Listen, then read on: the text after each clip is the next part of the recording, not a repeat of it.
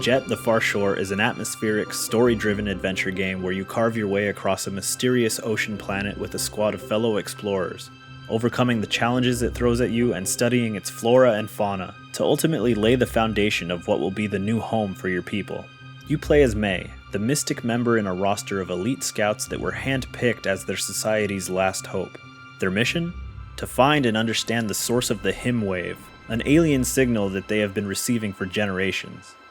Jett begins with no fanfare, or even a main menu. When you boot up the game for the first time, the prologue begins immediately. You'll find that May is part of a tribe who is in the middle of seeing her off as she leaves them behind to boldly go where no man has gone before. This whole section's really well done.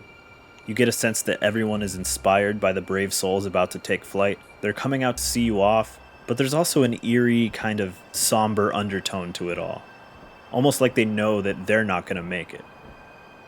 Esau, your co-pilot, essentially functions as the narrator of the game, since May is a silent protagonist.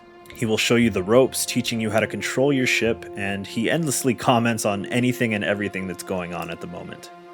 Flying around is pretty straightforward. You've got your scramjets that, when you turn them on, propel your ship forward, and you can hold down the right trigger to increase your speed, but you want to keep an eye on that gauge to not overheat and damage your ship. Left trigger, naturally, is brake, and you can press X to jump, or, as the game calls it, pop. And popping is kind of your main ability for interacting with the environment, and even attacking certain enemies. If you tilt your ship up before you pop, you can also gain an incredible amount of height. The Jett also comes with a bunch of tools that are mapped to your D-pad, including a grappling hook to pick stuff up, a flashlight, and a scanner to fill your logbook with everything there is to see.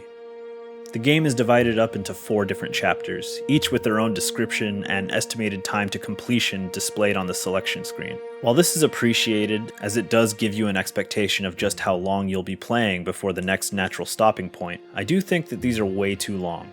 Having to prepare for a 3 or even 4 hour play session before starting is a bit daunting, and given that there are so few of these chapters, I think that there was room to break them up a bit, even if there are checkpoints layered throughout. As you make your way through the game, accomplishing all of these tasks, Zhao is awaiting your signal from orbit in the mother structure, which also contains thousands of your people in hypersleep, the last of your kind, waiting to begin a new life on the planet once you've completed your objectives. The game expertly maintains an ominous, sad, but still hopeful tone throughout the adventure, which is appropriate, since these are characters who are facing oblivion if they don't overcome the obstacles ahead.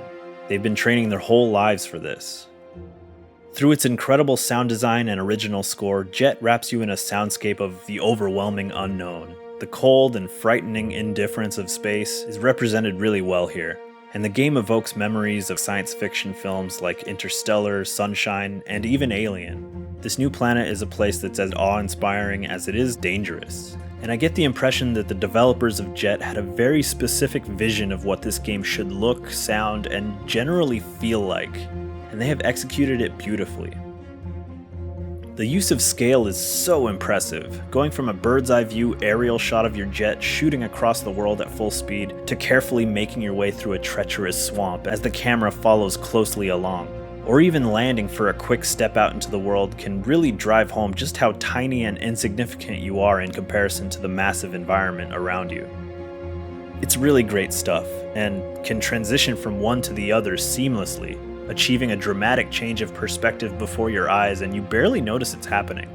Jett features a unique art style with stylized character designs which keep everyone distinct and recognizable. I thought at first that I would never learn who all these crewmates are, but as the adventure went on, I got to know each of their names, their responsibilities, personalities, and ultimately grew pretty fond of them. So with all that said, let's get into some of the issues that I had with Jett. Esau and the rest of the crew endlessly comment on the situation at hand, how they're feeling at the moment, and whatever your next objective is. It can get to be a bit much, especially because they all speak in this made-up language, so you need to stop what you're doing to make sure that you can read those subtitles. Even during really intense moments of action, you often have to split your attention, because what they're saying may be super important if you want to understand the solution to the issue at hand. Believe me, I got stuck on more than one occasion because I didn't catch a tiny bit of dialogue that was hinting at what needed to be done next, and the objective bar that shows up when you hold L1 isn't always all that descriptive or helpful. I also experienced quite a bit of stuttering and dips in the frame rate throughout. I was playing on the PS5, by the way, so I can't speak to the performance on other platforms, but this never ruined the experience for me. It's just definitely there.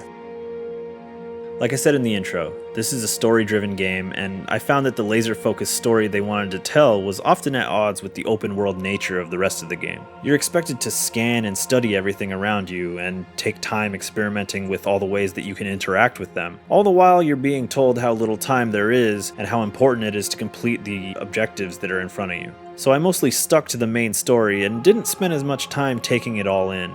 I figured once the campaign was complete, there would be an exploration mode where you can freely clean up whatever's left to do. But no, the game just kind of ends when the story ends. Granted, you're still free to load up any of the old chapters and try to scan stuff that you're missing during the missions, but it's never as free and open as I would have hoped it'd be by the end. But yeah, that's Jett the Far Shore. It's a unique and beautiful title with a few problems, but there's really nothing else like it out there. I very much enjoyed my time with it, and if you're at all interested in what you've seen, I definitely recommend it. The story has plenty of twists and turns that are compelling, spiritual, and satisfying, so if you're into that kind of thing, definitely check it out.